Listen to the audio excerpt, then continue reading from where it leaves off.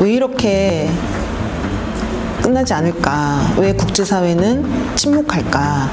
그리고 다른 분쟁이나 전쟁에 비해서 훨씬 더 이 가해국 이스라엘을 동조하고 또 무기를 지원하는 국가들이 많다는 걸 알게 되면서 이것이 갑자기 벌어진 분쟁이 아니라 77년간의 어떤 식민 지배, 그리고 이스라엘이 그 중동 지역에서 자유주의적 가치를 실현할 수 있는 굉장히 전략적 군사적인 되게 중요한 어떤 국가로 서구에서 바라보고 있구나. 그런 역사적인 이해를 하지 않으면, 그리고 식민 지배 문제 자체에 대해서 고민하지 않으면 지금의 집단 학살을 이해하기도 어렵고 정말로 이거를 중단시키기도 어렵구나. 네, 안녕하세요. 활동명 타리라고 하고요. 이름은 나영정이라고 합니다. 퀴어 팔레스타인 연대라는 곳에서 퀴어 운동과 팔레스타인 연대 운동을 고민하는 활동을 하고 있고요. 성적 권리와 재생산 정의를 위한 센터 쉐어라는 단체에서 활동을 하고 있습니다. 가족 구성권 문제나 이제 소수자 난민 인권, 그리고 이주민을 구금하는 문제, 그리고 HIV 에이즈 인권 문제들에 좀 대응하는 네트워크에도 참여하고 있고요. 여러 가지 일을 이제 한다고 여기실 수도 있겠지만 저한테는 이게 굉장히 긴밀하게 연결된 이슈로 다루게 되는 것 같아요. 말하자면 이제 국경이나 시설, 가족 같은 제도들이 구획하는 질서나 선으로부터 좀 밀려나는 사람들, 그로 인해서 좀 생존을 위협받는 사람들이 처한 현장에서 사회 변화를 고민하는 활동들을 하고 있는 것 같습니다. 지금 파티 플랫폼 통해서 한국 성소수자 팔레스타인 연대 성명, 집단 학살의 침묵 공모하는 프라이드는 없다, 팔레스타인 반식민 투쟁에 적극적으로 연루되자라는 제목으로 캠페인을 하고 있고요. 팔레스타인과 연대하는 한국 시민사회 긴급행동이라는 239개 단체가 함께하고 있는 연대체고요. 그리고 이제 제가 주로 활동하는 퀴어 팔레스타인 연대에서 함께 퀴어 팔레스타인 연대 달을 정했어요. 5월 17일이 국제 성소수자 혐오 반대의 날이거든요. 6월 20일이 난민의 날인데 그 사이에 한 달간 좀 집중적으로 퀴어 팔레스타인 연대 활동을 해보자라고 이제 기획을 하게 되었고, 이번 캠페인도 좀 하게 되었습니다. 왜 성소수자 운동이 팔레스타인 운동과 연대해야 되는지를 또 설명하기도 하고 국제적으로 알리고 팔레스타인 현지에 알리면서 서로 힘을 나눌 수 있기를 희망하고 있습니다. 6월 19일까지 진행이 되고요. 6월 20일 난민의 날에 이스라엘 대사관 앞에서 기자회견을 통해서 발표할 예정이에요. 정체성과 상관없이 성명의 필요성에 공감하시고 내용에 동의하신다면 누구나 참여하실 수 있습니다. 한마디로 요약하자면 팔레스타인에서 퀴어로 살고 있는 사람들의 요청이 있었기 때문이에요. 전 세계 퀴어 운동에게 이 집단 학살을 중단하기 위해서 함께 목소리를 내달라, 그리고 퀴어 해방을 위해서 함께 노력해달라 라는 요청을 받고 외면할 수 없었던 것 같아요.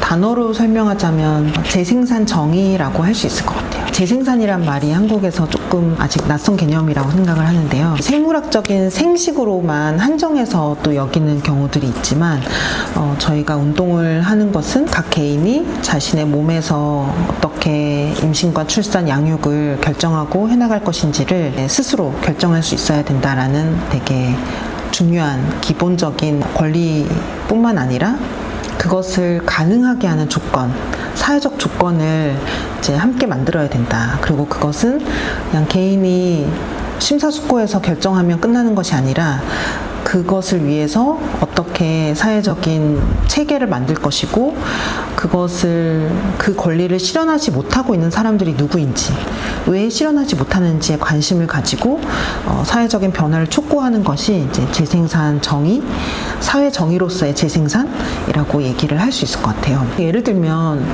한국에서는 60, 70년대 인구가 너무 많다 이렇게 국가가 생각해서 가족계획 사업을 굉장히 많이 했거든요. 그래서 기혼 유자녀 사람들은 불임수술을 해서 더 이상 출산하지 않도록 국가가 공짜로 시술을 하기도 했었고, 그런데 문제는 장애를 가진 사람들에게 우생학적인 관점에서 임신, 출산, 양육에 적합하지 않은 몸이니 아이를 낳지 않도록 강제했던 국가 캠페인이나 정책들도 실행이 됐었어요. 그리고 그런 정책은 장애인은 지역사회 안에서 그리고 가족 안에서 살아가기 힘들다. 그리고 살아갈 필요가 그다지 없다. 그렇기 때문에 시설에서 보호하는 것이 더 효율적이고 국가에게 도움이 된다. 라고 하면서 많은 시설에서 수용을 해왔거든요. 이런 문제들이 재생산 정의와 굉장히 긴밀하게 연결되는 이슈라고 할 수 있고요.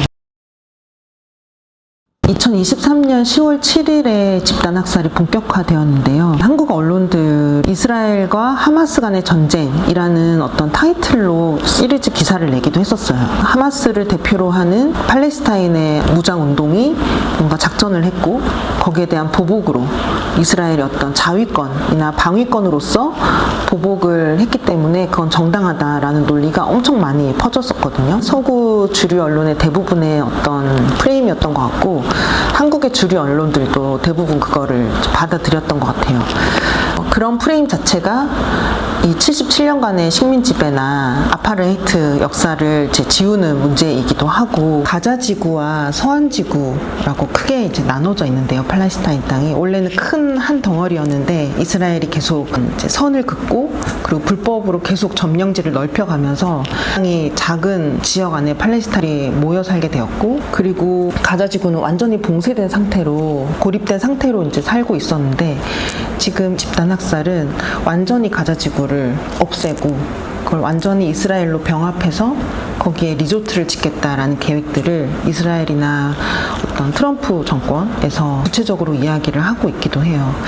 그래서 이 이스라엘이 팔레스타인을 식민 지배하는 방식은 국가로서의 분단된 상태로서의 공존 이런 것들을 전혀 생각하는 것이 아니라 완전히 없애는 절멸시키려는 방식으로 그래서 살아있는 모든 것을 다 황폐화시키고 그 이후에 새롭게 어떤 이스라엘의 어떤 사람들이나 문화나 역사를 읽어나가려 하고 있는 그런 방식이기 때문에 식민 지배 중에서도 굉장히 극악무도한 방식인 것 같아요. 여성과 어린이들의 사망자 숫자가 굉장히 많거든요. 어린이들의 비율이 다른 나라에 비해서 좀 높은 것으로 나오니까 사망자도 높구나라고만 생각을 해야 하는데 아동에 대한 드론을 이용한 표적 살인이 있다는 것이 좀 밝혀지게 되었고 이것은 미래의 테러리스트가 될 것이다. 저 아동은. 그렇기 때문에 굉장히 위험한 존재다라고 사적인 시선이 분명히 있다는 것도 밝혀지고 있거든요.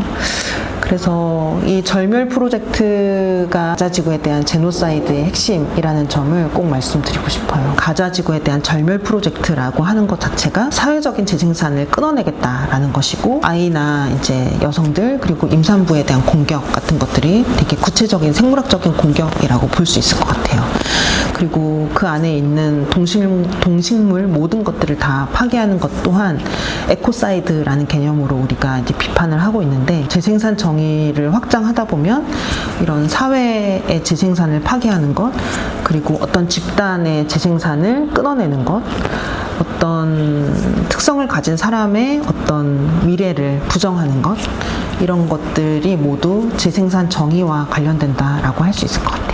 생산성이 없는 네, 만을 꼭꼭 꼬집어내어서 양산하겠다라는 마인드가 좀 맞아요. 그게 현대 우생학이죠. 생산성이 휴전을 하는 것이 너무 중요하지만 휴전 이후에 정말 이 사람들이 다시 땅을 찾고 회복하고 다시 재건하고 이런 데까지 정말 수십 년, 수백 년이 걸릴 것이고 그 과정을 어떻게 보장할 것인가에 대해서 국제사회가 함께 책임을 가지고 좀 해야 되는 일이 있다는 것도 말씀드리고 싶어요. 사람들은 10월 7일 작전에 대해서 그리고 이스라엘과 하마스 간의 전쟁이라는 프레임에 대해서 어떻게 질문해야 되는지 잘 알기 어려운 것 같아요. 그동안 많은 정보가 유통되지 않았고 그래서 일단은 그날 하마스만이 투쟁을 한 것이 아니라 정말 오랫동안 많은 사람들이 준비해서 좌파부터 민족주의자까지 그리고 그 안에서도 굉장히 다양한 단체들이 연합해서 벌였던 작전이었다는 것을 기억할 필요가 있고요. 하마스는 가자지구에서 합법적인 선거를 통해서 이제 제1정당으로서 하고 있고 이슬람 민족주의에 근간해서 정치 활동을 벌이고 있다는 점에서 다른 세력들과 좀 차별점이 있겠지만 이 하마스 자체를 테러리스트라고 규정하는 것은 무슬림 혐오의 다름 아니라고 생각을 해요. 무슬림은 다 테러리스트고 IS와 비슷할 것이다 라는 시선으로 우리도 서구적인 시선에 이렇게 젖어 있을 가능성이 저는 많다고 생각하거든요. 그런 점에서 최근에 이제 하마스에 대한 연구서가 나와서 굉장히 반갑고, 저도 어제 받아서 따끈따끈하게 읽고 있는 시간인데요. 여러분께도 좀 소개를 하고 싶습니다. 또 운동을 하면서 팔레스타인의 자결권과 팔레스타인의 운명은 팔레스타인 민중이 결정한다라는 말을 굉장히 좋아하게 됐어요. 지금 그럼 팔레스타인 사람들을 무엇을 말하고 있나? 이것에 대해서 관심을 갖는다는 차원에서도 이 책이 도움이 될 거라고 생각합니다. 이 퀴어 팔레스타인 지지 성명은 가자 지구에 대한 집단 학살이 지금 20개월째 계속되고 있고, 조금 더 많은 사람에게 이 사실을 알리고 집단 학살을 빨리 종식시킬 수 있도록 힘을 모으자라는 취지에서 이제 시작을 하게 됐는데, 왜 이렇게 끝나지 않을까? 왜 국제사회는 침묵할까? 그리고 다른 분쟁이나 전쟁에 비해서 훨씬 더 가해국 이스라엘을 동조하고 또 무기를 지원하는 국가들이 많다는 걸 알게 되면서, 이것이 갑자기 벌어진 분쟁이 아니라 77년간의 어떤 식민 지배, 그리고 이스라엘이 그 중동 지역에서 자유주의적 가치를 실현할 수 있는 굉장히 전략적 군사적인 되게 중요한 어떤 국가로 서구에서 바라보고 있구나. 그래서 그런 역사적인 이해를 하지 않으면, 그리고 식민 지배 문제 자체에 대해서 우리가 고민하지 않으면 지금의 집단 학살을 이해하기도 어렵고 정말로 이거를 중단시키기도 어렵구나. 지금 당장 팔레스타인에서 살고 있는 퀴어든 비퀴어든 어린이든 여성이든 노인이든 장애인이든 다 무차별로 지금 학살을 당하고 있지만, 한편으로는 뭔가 성소수자 권리를 좀 더 지지하는 서구 자유주의 국가에 비해서 팔레스타인은 항상 무슬림이 국가고 뭔가 더 억압받을 것이다. 그래서 이스라엘이 좀 더 지배를 잘하면 팔레스타인에 있는 성소자들도 잘 살지 않을까 하는 그런 어떤 논리들을 이스라엘이나 서구 국가들이 막 유포하기도 했었어요. 그래서 퀴어의 이름으로 이 집단 학살에 반대한다는 것은 이 집단 학살을 중단시켜야 된다라는 주장을 하는 것뿐만 아니라, 그 식민 지배와 정당화해왔던 그 논리 자체를 우리가 반박하고 거기에 대항할 수 있어야 된다라는 생각에서 특별히 성소자 이름으로 이런 캠페인을 하는 게 필요하다고 생각을 했고요. 2001년도에 이제 9.11 테러가 일어났고, 그때 미국이 보복으로 아프가니스탄을 침공하면서 꽤 오래 이제 전쟁이 일어났는데, 탈레반이 여성 인권을 너무 억압해서 이런 건 되게 성스러운 전쟁이다, 아프간 여성들을 구해야 된다라고 그런 논리들을 미국이 굉장히 많이 폈었어요. 아프간에 살고 있는 여성 그리고 페미니스트들이 있다는 사실을 잊으면 안 되고, 그들이 무슨 이야기를 하는지 듣는 게 중요하다는 것을 배울 수 있었거든요. 이스라엘이 성소수자 인권을 명분으로 식민 지배나 군사 점령을 정당화해오는 걸 알게 되면서 팔레스타인에 살고 있는 퀴어들과 더 긴밀하게 연대해야겠다라는 것들이 좀 저 개인적으로도 되게 중요한 지점인 것 같아요. 누가 대신 구원해 줄 수는 없고 스스로 민주주의를 만들어 나가는 과정인데, 전쟁은 그냥 그 자체를 파괴하는 과정인 것 같아요. 언론에서 얘기해주지 않는 팔레스타인 상황에 대해서 궁금하시거나 왜 팔레스타인과 연대하고 있는지 궁금하신 분들은 2주에 한 번씩 열리는 집회가 있어요. 6월에는 14일, 28일 이렇게 열릴 예정이고, 격주 집회는 계속될 예정이니까요. 이스라엘 대사관 근처 청계천 변에서 열리거든요. 한번 와보시기를 추천드립니다. 팔레스타인 집단 학살 문제에 대해서 목소리를 낸다는 게 사실은 되게 막막한 일인 것 같기도 해요. 사실 물리적으로 굉장히 떨어져 있는 부분이기도 하고, 되게 국가 간의 어떤 분쟁에 대해서 개인 시민들이 목소리를 내는 것이 과연 힘을 가질 수 있을까? 근데 그동안 역사를 보면 남아공의 아파르헤이트 체제가 붕괴를 했고, 그리고 언젠가 전쟁은 어떤 형식으로든 중단이 되고 또 시작될 수 있겠지만 그대로 머물러 있지는 않을 거라고 생각을 해요. 이제 한국을 살아가는 시민으로서 너무 자기를 괴롭게 할 정도의 책임감을 가지는 건 크게 도움이 안 되겠지만, 더 책임감을 자각할 때 오히려 자유로워지는 측면들이 있다는 생각이 들어요. 이게 왜 이렇지?